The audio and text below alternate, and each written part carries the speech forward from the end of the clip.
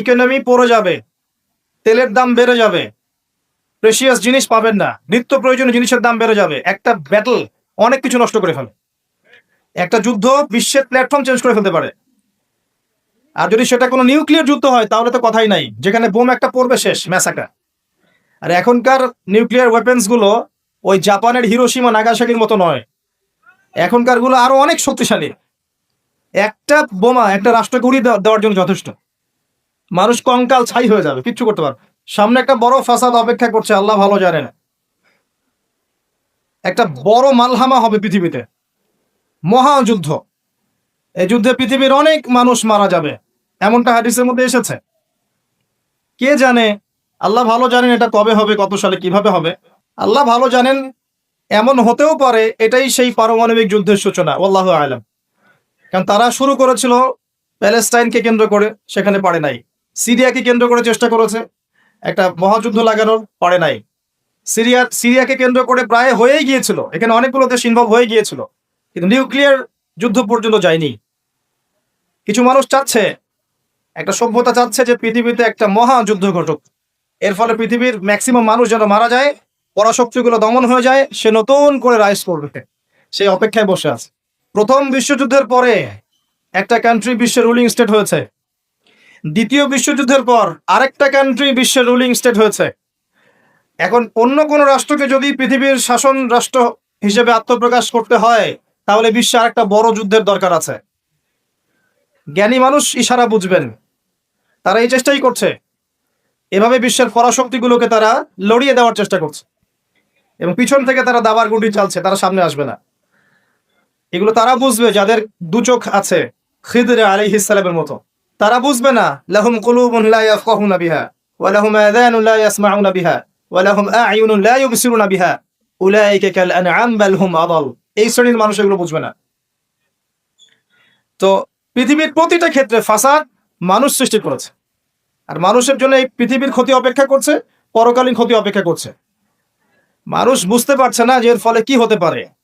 Medicine বন্ধ হয়ে যেতে পারে, পরিবেশের মধ্যে অক্সিজেনের লেভেল কমে যাবে, ফ্রেশ বাতাস পাবে না মানুষ, ফ্রেশ খাবার পাবে না, ইকোনমি পড়ে যাবে, তেলের দাম বেড়ে যাবে, প্রেশিয়াস জিনিস পাবেন না, নিত্য প্রয়োজনীয় জিনিসের দাম বেড়ে যাবে। একটা ব্যাটল অনেক কিছু নষ্ট করে ফেলে। একটা যুদ্ধ বিশ্বের প্ল্যাটফর্ম চেঞ্জ করে ফেলতে পারে। আর যদি সেটা কোনো নিউক্লিয়ার যুদ্ধ হয় তাহলে তো কথাই নাই, যেখানে বোম একটা পড়বে শেষ ম্যাসাকার। আর এখনকার নিউক্লিয়ার ওয়েপেন্স গুলো ওই জাপানের হিরোশিমা নাগাসাকির মতো নয়, এখনকার গুলো আরো অনেক শক্তিশালী। একটা বোমা একটা রাষ্ট্রকে উড়িয়ে দেওয়ার জন্য যথেষ্ট। মানুষ কঙ্কাল ছাই হয়ে যাবে, কিচ্ছু করতে পারবে না। আর যেসব রাষ্ট্রের এই ক্ষেপণাস্ত্র প্রতিরক্ষা ব্যবস্থা নাই, তাদের অবস্থা তো আরো অবস্থা খারাপ। কথা বুঝতে পারছে না? ক্ষেপণাস্ত্র প্রতিরক্ষা ব্যবস্থা থাকে, কেউ যদি মিসাইল ছোড়ে সেটাকে আকাশেই ধ্বংস করা যায়। সেই প্রতিরক্ষা ব্যবস্থা যাদের নাই, তাদের কি অবস্থা হবে চিন্তা করতে পারে। এই মালহামায় মুসলিমরাও জড়িয়ে যাবে, কারণ বিশ্ব এখন একটা, যেটা আমরা বলি যে গ্রামের মতো, ভিলেজ, একটা ওয়ার্ল্ড ভিলেজ, বিশ্ব একটা গ্রামের মতো হয়ে গেছে এখন। একদিকে ঢিল পড়লে আরেকদিকে প্রভাব পড়বে, তাই পুরো বিশ্ব একটা পরিবারের মতো হয়ে গেছে। একদিকে সমস্যা সৃষ্টি হলে সমস্ত বিষয়ের দিকে ইফেক্ট হবে, প্রত্যেকটা রাষ্ট্র ইফেক্টেড হবে। তো কেউই আমরা ক্ষতি থেকে মুক্ত নই, না দুনিয়ার ক্ষতি না পরকালে। আর পরকালের ক্ষতি তো আপনারা আমার চেয়ে ভালো জানেন, মানুষের জন্য অপেক্ষা করছে পরকালের সওয়াল জবাব, কবরের আযাব, মিজান, পুলসিরাত, জান্নাত জাহান্নাম। ইন্নাল ইনসানা লাফি খুসর। তারপরেও মনে হয় আমাদের চালচলন দেখলে যে ক্ষতি আমাদেরকে স্পর্শ করবে না। আমাদের ব্যাপারটা অনেকটা এমন যে আরে অন্যদিকে কি হয় হোক, আমি তো ভালো আছি। যখন সবকিছু নষ্ট হয়ে যায় তখন নিজেও ভালো থাকা যায় না। থাকা যায়? যখন সবকিছু নষ্ট হয়ে যায় তখন নিজেও আর ভালো থাকা যায় না। তো আমাদের ভাগ্যেও ক্ষতি অপেক্ষা করছে, এটা সময়ের ব্যাপার মাত্র। এখনো যদি আমরা সচেতন না হই, নিজেদের ফিউচারের চিন্তা না করি, নিজেদের আমল, আকীদা, পরিবার, রিজিক এগুলোকে না গুছিয়ে নেই, তাহলে সমস্যা আছে। আমরা কি সমস্যায় পড়তে চাই? আল্লাহ পাক আমাদের সবার আকীদাকে পরিশুদ্ধ করুন, আমিন। বেশি থেকে বেশি নেক আমল করার তৌফিক দান করুন, আমিন। আমাদের পরিবারগুলোকে আল্লাহ পাক জান্নাতি পরিবার রূপে কবুল করে নিন, আমিন। সবাইকে আল্লাহ পাক হালাল রিজিকের ব্যবস্থা করে দিন। দ্বীন ইসলামকে প্রতিষ্ঠা করার তৌফিক আল্লাহ পাক আমাদেরকে দান করুন। এবার আসেন, আল্লাহ 4টা কাজের কথা বলেছেন এই সূরার মধ্যে। ইল্লাল্লাযীনা আমানু ওয়া আমিলুস সলিহাত ওয়া তাওয়াসাউ বিল হক ওয়া তাওয়াসাউ বিস সবর। এই চারটা কাজ যে মুমিনরা করতে পারবে, মুসলিমরা করতে পারবে, আল্লাহ পাক তাদেরকে ফিতনা থেকে বাঁচিয়ে রাখবেন ইনশাআল্লাহ তাআলা। এক নম্বর কাজ ঈমান।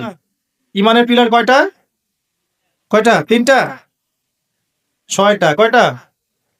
ইসলামের পিলার পাঁচটা, ঈমানের পিলার কয়টা? ছয়টা। আল্লাহর প্রতি বিশ্বাস এক নাম্বার, ফেরেশতাগণের প্রতি বিশ্বাস দুই নাম্বার, তিন নাম্বার আসমানি কিতাব সমূহে বিশ্বাস, চার নাম্বার নবী রসুলগণে বিশ্বাস, পাঁচ নাম্বার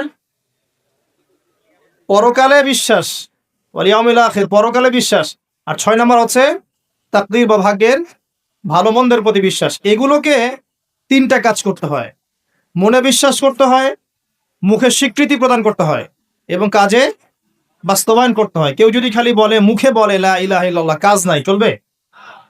তো এই তিনটা হচ্ছে আমাদের ঈমানকে টিকিয়ে রাখার মূল মন্ত্র: মনে বিশ্বাস, মৌখিক স্বীকৃতি এবং কাজে বাস্তবায়ন। আল্লাহ পাক আমাদের সবাইকে এটা করার তৌফিক দান করুন। এই ঈমান আনার পরে আমলে সালেহ করতে হয়। আমলে সালেহ কি জিনিস? সহজ কথায় বলছি, কোরআন এবং সুন্নায়, কোরআন এবং হাদিসে আল্লাহ এবং তার রাসূল সাল্লাল্লাহু আলাইহি ওয়াসাল্লাম যতগুলো কাজ করতে বলেছেন সেগুলো করা হচ্ছে আমলে সালেহ। এবং কোরআন এবং সুন্নায় আল্লাহ এবং তার রাসূল যত বিষয় থেকে নিষেধ করেছেন সেগুলো থেকে দূরে থাকাও হচ্ছে আমলে সালেহ। কথা কি বোঝা যায়? যেমন আল্লাহ পাক সালাত আদায় করতে বলেছেন 5 ওয়াক্ত, আদায় করি তো আমরা, এটা আমলে সালেহ। আল্লাহ পাক যাকাত দিতে বলেছেন, নেশাব পরিমাণ সম্পত্তি হলে যাকাত দেই তো আমরা, এটা আমলে সালেহ। দেখছেন ভয়েস কমে গেছে। যাকাত সবাই দেন? সবাই যাকাত দেয় না। সবাই যদি যাকাত দিত, বাংলাদেশের যাদের যাকাত ফরজ হয়েছে এরা যদি সবাই ঠিকঠাক যাকাত দিত, অথবা যাকাত আদায় করা যেত সবার কাছ থেকে, বাংলাদেশের একটা মানুষ না খেয়ে মারা যেত না। চ্যালেঞ্জ করলাম, একটা মানুষ না, ইনশাআল্লাহ তাআলা, ইনশাআল্লাহ তাআলা। এবং ওই চায়না রাশিয়া যে বড় বড় প্রকল্পগুলো করে, ওর চেয়ে বড় প্রকল্প আমরা করতে পারতাম ইনশাআল্লাহ। আমাদের সম্পদের অভাব হতো না। আমরাই তো যাকাত দেই না, আমরাই তো ট্যাক্স দেই না, কর দেই না, আমরাই তো ফাঁকিবাজি করি, দুর্নীতি করি, আমরাই আমাদের সম্পদ লুটে পুটে খাই। তখন গিয়ে বাইরের বিশ্বের কাছে আমাদেরকে লোন নিয়ে আসতে হয়, ওয়ার্ল্ড ব্যাংকের কাছে, IMF এর কাছে। আবার সেই লোন শোধ করতে হয় চড়া সুদে। ওই সুদ আপনার পকেট থেকে যায়, আমার পকেট থেকেই যায়। দাড়ি টুপি রেখে ভাবছেন যে সুদ খান না? সবাই সুদ খাই। কে বলেছে সুদ খান না? ওয়ার্ল্ড অ্যাফেয়ার্স বোঝেন না তাই। আমরা যদি সবাই যাকাত দিতে পারতাম, এই চায়না, রাশিয়া, আমেরিকার দাঁড়ানোর ক্ষমতা ছিল না আমাদের সামনে। প্রতিটা সেক্টরে আমরা উন্নতি করতে পারতাম, শুধুমাত্র ইকোনমিক সেক্টরে না, সমরাস্ত্র ক্ষেত্রে, মিলিটারি ক্ষেত্রে, অস্ত্র শস্ত্রের ক্ষেত্রে, প্রযুক্তির ক্ষেত্রে, প্রত্যেকটা সেক্টরে বাংলাদেশ হতো সুপার পাওয়ার ইনশাআল্লাহ তাআলা। এটা সম্ভব ছিল, আমরা করতে দেইনি, বিকজ আমরা আমাদের যাকাত দেইনি। আমরা আমাদের অর্থনীতিকে সমৃদ্ধ করার চেষ্টা করি নাই। একটা জাতির অর্থনীতি একটা বেসিক জিনিস।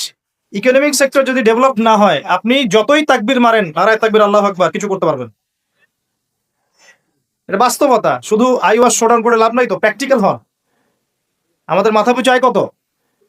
জীবনযাত্রার মান কেমন? অনেক কষ্ট করা হয় এই সেক্টরে। এখন একটা লেভেলে এসেছে, এটা সত্য কথা, যে এখন এই সময় একটা লেভেলে এসেছে যে জীবনযাত্রার মান কিছুটা উন্নত হয়েছে, এটা সত্য কথা, আগের চেয়ে উন্নত হয়েছে। কিন্তু অনেক সেক্টর পড়ে আছে যেখানে আমরা কিছু করতে পারছি না, যেমন প্রযুক্তি খাত, সমরাস্ত্র ক্ষেত্র, অস্ত্রশস্ত্র, মিলিটারি সায়েন্স, অনেক ক্ষেত্র আছে যেখানে আমরা ওদের মতো করতে পারি না, কারণ আমাদের ইকোনমিক বেসটা দুর্বল। আমাদেরকে ওদের সুদ নিতে হচ্ছে, ওদের কাছ থেকে দান নিতে হচ্ছে, এবং ওরা শুধু এমনি এমনি আমাদেরকে হেল্প করতে চায় না, ওরা ওদের স্বার্থ বজায় রেখেই আমাদেরকে হেল্প করতে চায়। যে উপকার করতে চায়, টাকার ঝুলি নিয়ে, বাস্কেট অফ মানি নিয়ে সামনে আসে, এমনি এমনি আসে না। ওরা ওদের স্বার্থ বুঝে শুনে এটা করতে চায়, চড়া সুদ নিবে তারা, এবং এগুলো সুদ দিতে দিতে আমাদের অবস্থা খারাপ হয়ে যায়। যাকাত দেন প্রিয় ভাইরা, যাকাত দেন। যাকাত আপনার ইকোনমিক সেকশনটাকে সাম্যাবস্থায় নিয়ে আসবে, এবং যাদেরকে আল্লাহ পাক কিছু ক্ষমতা দিয়েছেন, তাদের উচিত, আমি সম্মানের সাথে বলবো, তাদের উচিত যে নিসাব পরিমাণ সম্পদ যাদের হয়েছে, মুসলিমদের অ্যাটলিস্ট, এটা তো অমুসলিমদের সাথে সম্পর্কিত না, মুসলিমদের নিসাব পরিমাণ সম্পদ যাদের হয়েছে, এই যাকাতটাকে সুষ্ঠুভাবে আদায় করার একটা সিস্টেম চালু করে। দেখবেন ইনশাআল্লাহ তাআলা ইকোনমিক সেকশন অনেক ডেভেলপড হবে ইনশাআল্লাহ। আমরা আমাদের টাকা দিয়ে চলবো। আমাদের দেশে কি ফলে না বলেন তো? এমন কোন জিনিস আছে যেটা আমাদের দেশে ফলে না? কোন মৌলিক চাহিদা, খাদ্য, বস্ত্র, বাসস্থান, চিকিৎসা, শিক্ষা, কোন সেক্টরটাতে আমরা পিছিয়ে আছি বলেন তো? প্রতিটা জিনিস আল্লাহ পাক এই বাংলাদেশকে উজাড় করে দিয়েছেন। ভালো করে চিন্তা, সমুদ্র আছে আপনার, নদী আছে আপনার, আপনার সবুজ শ্যামল মাঠ দিয়ে ভর্তি, আপনার ধান, গম, পাট, কত কি যে হচ্ছে বাংলাদেশে, অবাক করা বিষয়।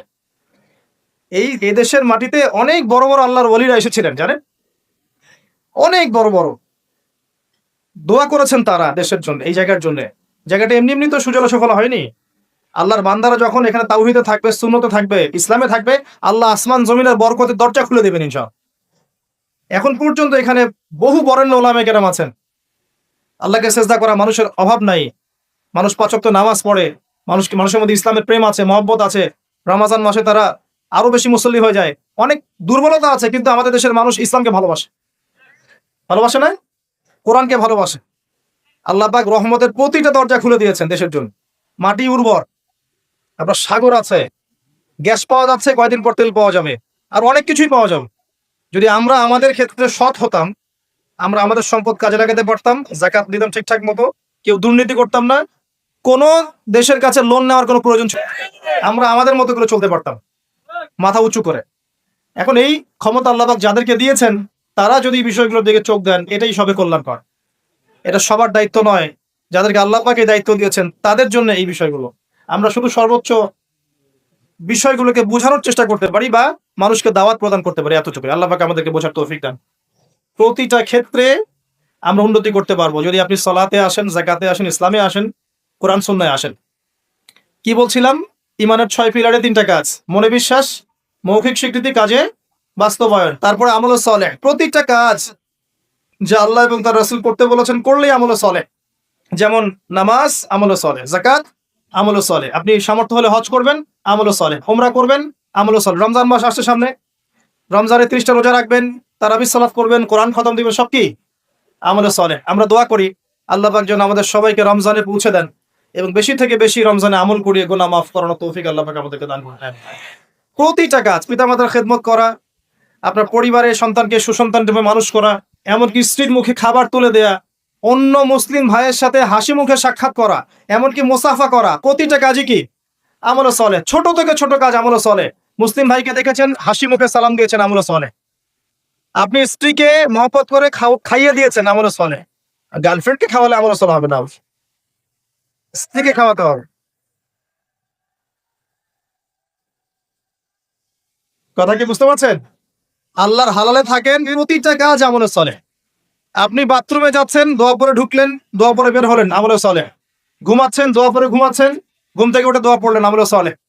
প্রতিটা কাজ, একটা কাজও বাদ নাই। পোশাক পরছেন, পোশাক পরে দোয়া পড়েন, আমল সালেহ। ঘর থেকে বের হচ্ছেন, ঘর থেকে বের হওয়া দোয়া পড়েন, আমল সালেহ। কি চাচ্ছেন? জিকির আজগার করছেন, সুবহানাল্লাহ, আলহামদুলিল্লাহ, আল্লাহু আকবার, আমল সালেহ। দিনের জ্ঞান অর্জন করছেন, আমল সালেহ। সবকিছুই আমল সালেহ। যদি আপনার প্রতিটা কাজ নবী সাল্লাল্লাহু আলাইহি ওয়াসাল্লামের সুন্নত মতো হয়, প্রতিটা কাজই আমল সালেহ। একজন ছেলে মনে করেন দাড়ি রেখেছে, কথা বোঝেন, দাড়ি রাখতো না, আগে ক্লিন শেভ করতো, এখন আল্লাহ পাক হেদায়েত দিয়েছেন, দাড়ি ছেড়ে দিয়েছে। যতদিন তার দাড়ি ছেড়ে দেওয়া আছে না, প্রত্যেক মুহূর্তে সে নেকি পাবেন ইনশাআল্লাহ। কথা বুঝতে পারছে? টাকনুর নিচে কাপড় পরতো, প্যান্টটা কেটে উপরে তুলেছে। এই যে যতক্ষণ সে কাপড়টা পরে আছে উপরে, আল্লাহকে ভয় করে, কার ভয়ে?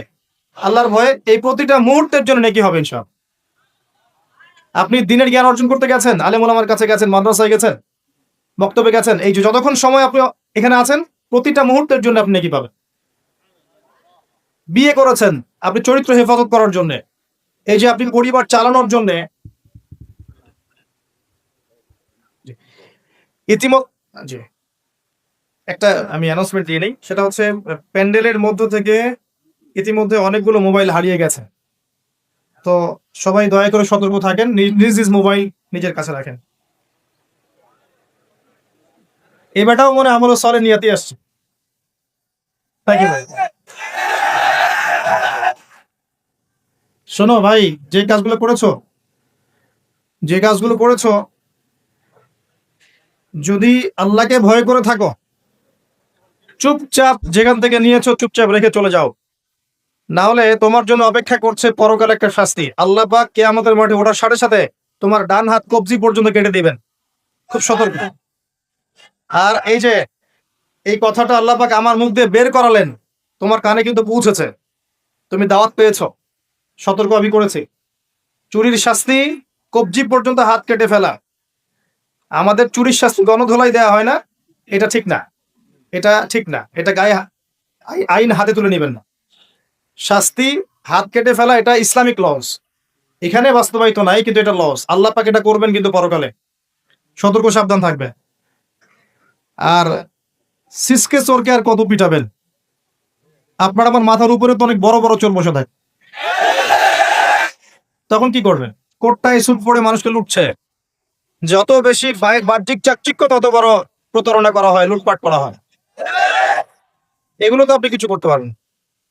যে ভাই এই কাজ করেছেন, আল্লাহর ওয়াস্তে এই বিষয়গুলো রেখে চলে যান, গোপনে রেখে চলে যান। ইনশাআল্লাহ আল্লাহ পাক আপনার পাপকে গোপন করে দিবেন, আল্লাহ আপনাকে মাফ করে দিবেন। আল্লাহকে ভয় করে এগুলো রেখে চলে যান। যদি আপনি এই হারাম টাকা নিজের পেটে ঢুকান, জাহান্নামের আগুন পেটে ঢুকাবেন।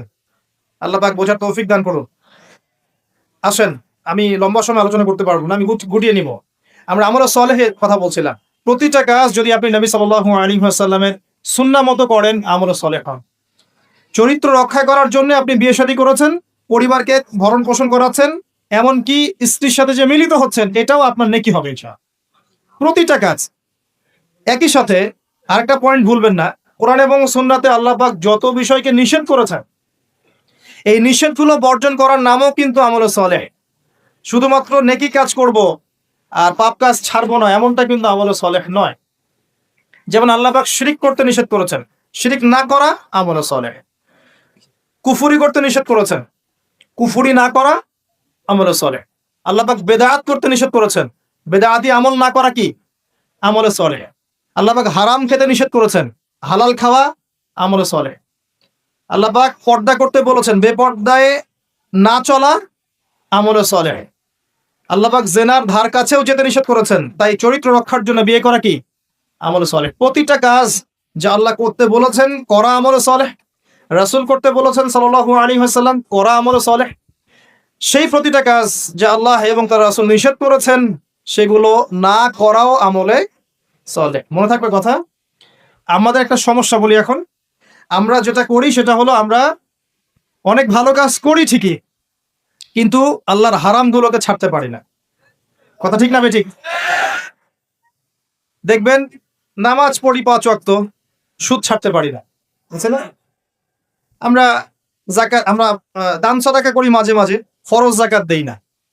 দেখবেন যে তাহাজ্জুদ পড়ছে বাবা, মেয়ে বেপর্দায় ঘুরে বেড়াচ্ছে, আছে না? বছর বছর হজ ওমরা করছি, এদিকে আল্লাহর হালালকে হারামও করছি, আল্লাহর হারামকে হালাল করছি। এই কাজগুলো আমরা করি না। আমরা অনেক সময় ভালো অনেক কাজ করি, দান সাদাকা করি, নফল দান সাদাকা করি, জুমার নামাজে যাই, ঈদের নামাজে যাই, হ্যাঁ, প্রতিবেশীর খোঁজ নেই, মানুষকে রক্ত দেই, চিকিৎসার জন্য কাজ করি, শিক্ষা ক্ষেত্রে কাজ করি, অনেক কিছুই করি আমরা ভালো কাজ, কিন্তু আল্লাহর নিষেধগুলো কিন্তু ছাড়ি না। তো আল্লাহর নিষেধটা ছাড়া সবচেয়ে বড় কথা, কারণ নেক আমল করা সহজ, আল্লাহর নিষেধ ছাড়াটা খুবই কঠিন, এটা মনে রাখবে। নেক আমল করা সহজ, আল্লাহর জন্য কিছু ছাড়া অনেক কঠিন, অনেক কঠিন। আল্লাহ পাক আমাদেরকে ছাড়া তৌফিক দান করুন। এরপর আল্লাহ পাক বলেছেন ওয়াতাওয়াসাউ বিল হাক্কি ওয়াতাওয়াসাউ বিস সাবর। যারা হকের উপদেশ দেয় পরস্পরকে, একে অপরকে হকের উপদেশ দেয়। হকটা কি জিনিস? হকটা কি, এর সংজ্ঞা কে দিবে? আমি দিব না আপনি দিবেন না আল্লাহ দিবে? কার সংজ্ঞা নিবেন? হকটা কি কে বলবে, কে বুঝাবে? আল্লাহ বুঝাবেন। আল্লাহ বলছেন হকের সংজ্ঞা, সূরা কাহফ। আজকে জুমার রাত না? সূরা কাহফ অবশ্যই পড়বেন। সূরা কাহফের ফজিলত, আপনাকে আল্লাহ পাক মাসিহুদ দাজ্জালের ফিতনা থেকে বাঁচাবে ইনশাআল্লাহ। এই সূরার 29 নম্বর আয়াতে গিয়ে দেখবেন আল্লাহ পাক হকের সংজ্ঞা দিয়েছেন। আল্লাহ পাক বলেছেন ওয়াকুলিল হাক্কু মির রাব্বিকুম। হক সেটাই, ভালো করে শোনেন, হক সেটাই, সত্য মিথ্যার মানদণ্ড সেটাই, ন্যায় অন্যায়ের মানদণ্ড সেটাই, জ্ঞানের মানদণ্ড সেটাই, ঠিক আছে, যেটা তোমার রবের পক্ষ থেকে নাজিল হয়। ব্যাস। কি নাজিল হয়েছে? এখন আপনি বলেন কি নাজিল হয়েছে?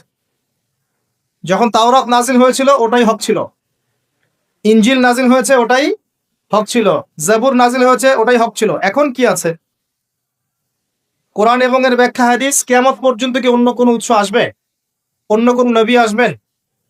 আর কোন রাসূল আসবেন? গোলাম আহমেদ কাদিয়ানী যতই বলুক, সে কি নবী হয়ে যাবে? সুবহানাল্লাহ। কিছু মানুষ এখন তাদেরকেও নবী বলে গ্রহণ করছে। আর এটা কিয়ামতের সাইন। আমি অবাক হচ্ছি না, কারণ নবী সাল্লাল্লাহু আলাইহি ওয়াসাল্লাম বলেছেন কিয়ামতের আগে 30 জন ভণ্ড নবীর আগমন ঘটবে। কতজন? তার মধ্যে 4 জন হচ্ছে মহিলা। তার মধ্যে 4 জন কে? মহিলা, বাকিরা পুরুষ। তো এই হলো অবস্থা। নবী সাল্লাল্লাহু আলাইহি ওয়াসাল্লামের ঠিক পরেই আবু বকর রাদিয়াল্লাহু আনহু যুগেও একাধিক ভণ্ড নবীর আগমন ঘটেছিল, এখনো হচ্ছে। এরপরে কিয়ামত পর্যন্ত কোন নবী আসবে? নবীর ওয়ারিশগণ থাকবে। নবীর ওয়ারিশ কারা? উলামায়ে কেরাম, তারা নবীর ওয়ারিশ। এবং আমার নাসিহা হচ্ছে, আপনি কোরআন এবং সুন্নাহটাকে তাদের সোহবতে গিয়ে পড়েন এবং বোঝেন। এটা সবচেয়ে বেশি ইম্পর্টেন্ট, কারণ কোরআন এবং সুন্নাহ তাদেরকে দেখে শিখলে আপনি ভালো শিখতে পারবেন। এবং এটা হচ্ছে সেই নববী সুন্নাহ। এখানে গিয়ে আপনি দেখতে পারেন, একজন সাধারণ মানুষ হিসেবে আপনি দেখতে পারেন যে অনেকের মাঝখানে হয়তো ইখতিলাফ আছে, ঠিক আছে, মতপার্থক্য আছে। এই মতপার্থক্যে আপনি ঢুকবেন না। তারা যদি মতপার্থক্য করে, এটা তাদের উপর ছেড়ে দেন। আপনি সবাইকে সম্মান করবেন। কথা বুঝতে পারছেন? আপনি সব আলেমদেরকে সম্মান করবেন। হকপন্থী ওলামায়ে কেরাম যারা আছেন সবাইকে আপনি সম্মান করবেন। সবার সাথে আপনি সখ্যতা বজায় রাখবেন। তারা আপোষে কার সাথে কি করছে এটা আপনার দেখা দরকার। কথা বুঝতে পারছেন? উদারভাবে যদি চিন্তা করেন, তখন আপনি বুঝবেন যে আমরা সবাই এক এবং আমরা সবাই মুসলিম উম্মার অংশ। কেউ কারো শত্রু নই। আমরা সবাই একে অপরের ভাই। যদি কেউ আপনাকে ভাই মনে না করে, আপনি তাকে ভাই মনে করেন, ইনশাআল্লাহ ঐক্য হয়ে যাবে। আল্লাহ পাক তৌফিক দান করুন বোঝার। আরেকটা মূলনীতি আছে যা আমি চেষ্টা করি মেনে চলার, যে প্রত্যেকের মাঝে আপনি কিছু ভালো জিনিস পাবেন। যে আপনাকে দু একটা বাজে কথা বলছে বা ভুল বুঝছে বা আপনার সমালোচনা করছে, তার মধ্যেও দেখবেন আপনি দু একটা ভালো জিনিস আছে না? ওইটা আপনি নিয়ে নেন, ওই ভালোটুকু আপনি নেন। সে আপনাকে বকা দিয়েছে, গালি দিয়েছে বা তোহমত দিয়েছে বলে তার ভালোটা নিবেন না, এমনটা করেন না। তার ভালোটুকু আপনি নিয়ে নেন উদার মনে। আর প্রত্যেকের মধ্যে আপনি দেখবেন কিছু বিতর্কিত বিষয় আছে, খারাপ, যেটা খারাপ, এই খারাপগুলো আপনি নিবেন না, আপনি এড়িয়ে যাবেন। তখন দেখবেন আপনি সবার মাঝে একটা হৃদ্যতার বন্ধন তৈরি করতে পারবেন, অন্যথায় সম্ভব না। আর আমরা যতই ক্ষমতার দাপট দেখাই না কেন, আমরা যদি ইউনাইটেড না থাকি, আমাদের কোনো মূল্য নাই বিশ্বের দরবারে। শোনেন ভাই, আল কোরআনুল কারীমকে অবমাননা করা, একজন অমুসলিম, একজন নাস্তিক বা একজন মুরতাদ কোরআনকে অবমাননা করেছে, এর চেয়ে বড় অবমাননা আমার দৃষ্টিতে এটাই যে কোরআনের একটা সরাসরি বিধানকে আমরা লঙ্ঘন করছি। আপনাকে দেখাচ্ছি, আল্লাহ পাক বলেছেন ওয়া'তাসিমু বিহাবলিল্লাহি জামিআ, এটা প্রথম হুকুম। তোমরা আল্লাহর রজ্জুটা শক্ত করে ধরো, ওয়া'তাসিমু, শক্ত করে ধরো, জামিআন, ঐক্যবদ্ধভাবে, এভাবে হাতের আঙ্গুলগুলোর মধ্যে কোনো ফাঁক নাই, সেভাবে। সূরা সফ পড়ে দেখবেন, কান্নাহুম বুনিয়ানুম মারসুস, এইভাবে আল্লাহ পাক ধরতে বলেছেন, এভাবে। এটা প্রথম হুকুম। তারপরেই আবার বলেছেন ওয়ালা তাফাররাকু, এরকম হয়ে যেও না। দুটো কথা, ধরো আর বিভক্ত হয়েও না। আমরা ধরিও নাই, বিভক্ত হয়েছে। এখন আপনি বলেন যে কোরআনুল কারীমকে একজন নাস্তিক, একজন মুরতাদকে অবমাননা করেছে, ও তো জানেই না যে কোরআন কি জিনিস। এটা বড় বিষয় না আমি জেনে বুঝে এই যে আয়াতগুলো মানছি না, এটা বড় বিষয়? কার দিকে চোখ তুলবেন আপনি? কার দিকে আঙ্গুল তুলবেন? নিজের দিকে আঙ্গুল তোলেন আগে। আগে নিজেদের আখের গোছান। আমি আল্লামা তাকি উসমানী হাফিজাহুল্লাহ একটা বই থেকে একটা আয়াত স্মরণ করাই।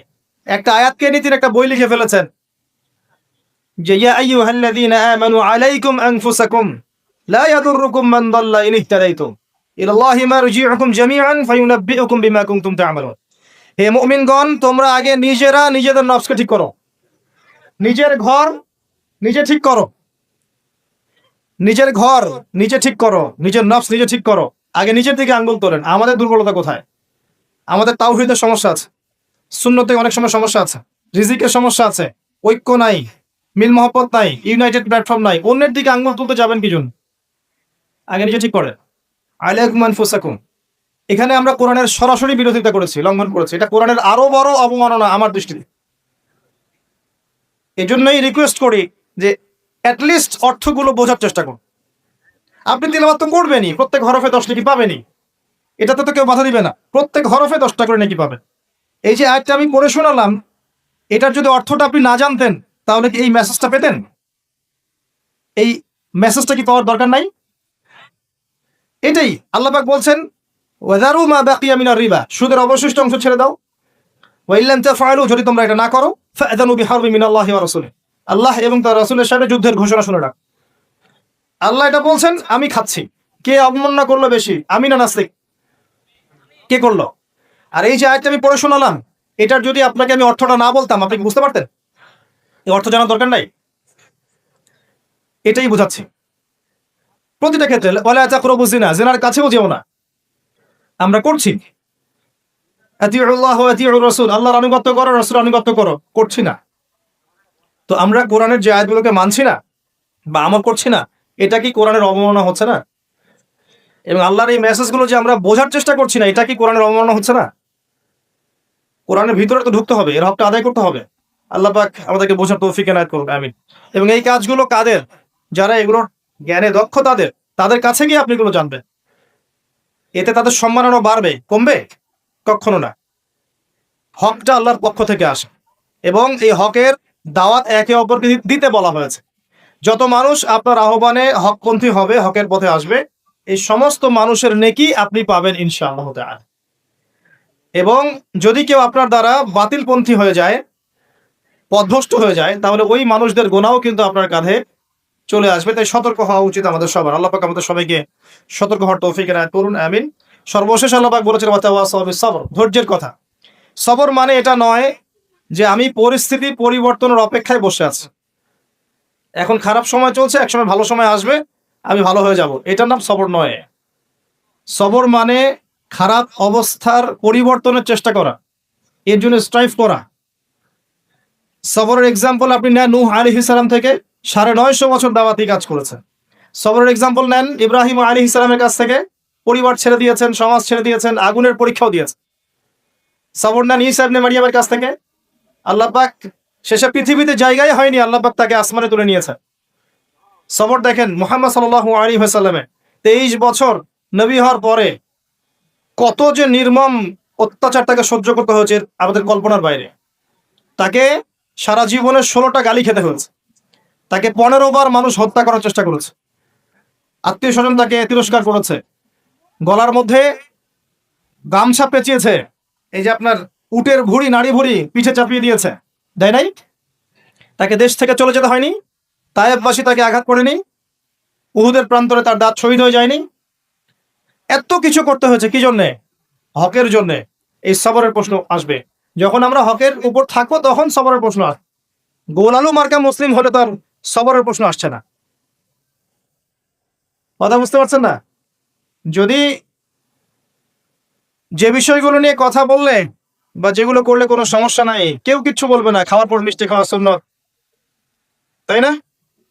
তাসবিহ তাহলিল করা সুন্নত, তারপরে খাওয়ার আগে বিসমিল্লাহ, খাওয়ার শেষে আলহামদুলিল্লাহ, বাথরুমে যাওয়ার আগে একটা দোয়া, বের হওয়ার সময় পরে একটা দোয়া।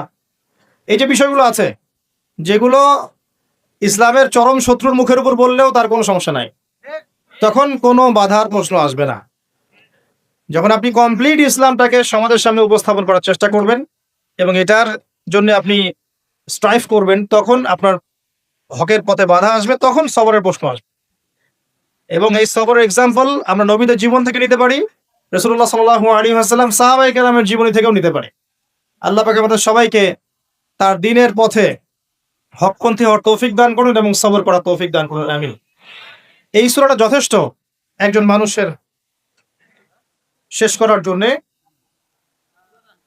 তার নফসের যত খারাপ খয়েশাত আছে, এগুলোকে দমন করে আল্লাহর সান্নিধ্য লাভ করার জন্য এই একটা সূরাই যথেষ্ট। আমি অনেক লম্বা আলোচনা আজকে করলাম না, শুধুমাত্র মৌলিক কিছু কথা বলছি যে আল্লাহ পাক আমাদেরকে পরকালে উদ্ধারের জন্য এবং দুনিয়াতে সফল হওয়ার জন্য এই সূরার মধ্যে 4টা কাজের কথা বলেছে। আমার সাথে একবার বলেন, প্রথম কাজটা কি?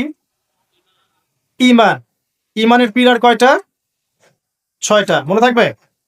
এই 6টাকে কি করতে হবে? মনে বিশ্বাস, মুখে স্বীকৃতি, কাজে বাস্তবায়ন। এরপরে আসবে আমল সালেহ। আমল সালেহ কাকে বলে? আল্লাহ এবং তার রাসূলের সমস্ত আদেশ মানা কি আমল সালেহ। তার সমস্ত নিষেধ বর্জন করা কি? ঈমান। আমল সালেহের সাথে লাগবে হকের দাওয়াত। হক কোনটা? যেটা বলেন আল্লাহর পক্ষ থেকে নাজিল হয়েছে, আল্লাহর ওয়াহি। আল্লাহর ওয়াহি এখন কি? কোরআন এবং সুন্নাহ। এই কোরআন সুন্নাহকে আপনি নিজে আমল করবেন, পরিবারে আমল করাবেন, চেষ্টা করবেন সমাজে বাস্তবায়ন করার। আল্লাহ আপনাকে যেখানে সামর্থ্য দিয়েছেন সেখানে আপনি করবেন। আল্লাহ পাক তৌফিক দান। এবং এই হকের পথে চলতে গেলে আপনার বাধা আসবে, তখন আপনাকে সবরের প্রশ্ন আসবে। এবার আপনি সবর করবেন নূহ আলাইহিস সালামের মতো, ইব্রাহিম আলাইহিস সালামের মতো, মূসা ঈসা আলাইহিস সালাম তাদের মতো, মুহাম্মদ সাল্লাল্লাহু আলাইহি ওয়াসাল্লাম তার সাহাবায়ে কেরাম রাদিয়াল্লাহু আনহুম আজমাইন তাদের মতো। আল্লাহ পাক আমাদের সবাইকে এই চারটা গুণাবলী অর্জন করার তৌফিক ইনায়াত করুন। আমিন।